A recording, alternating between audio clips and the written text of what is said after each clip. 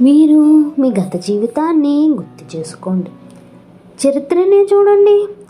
సమస్య ఉత్పన్నమయ్యే ప్రతి ఒక్క సందర్భంలోనూ ఆ సమస్యను పరిష్కరించగలిగే శక్తి ఉత్పన్నమవుతుందని తెలుస్తుంది.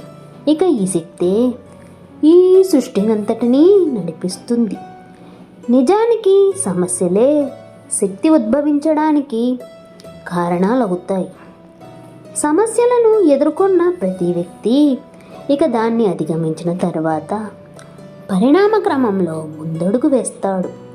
అతని బుద్ధి వికసిస్తుంది. ఆత్మవిశ్వాసంతో పరిపూర్ణుడయ్యేది కేవలం అతను మాత్రమే కాదు, అతనితో పాటు సమస్త విశ్వము వికసిస్తుంది.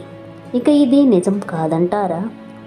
వాస్తవానికి సమస్య ఉద్భవిస్తే ఒక అవకాశము ఉద్భవిస్తుంది.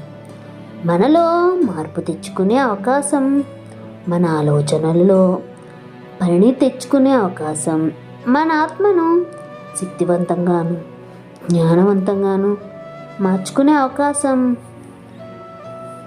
వస్తుంది. ఇక దీనిని ఉపయోగించుకునే వారికి ఎటువంటి సమస్యలు ఉండవు.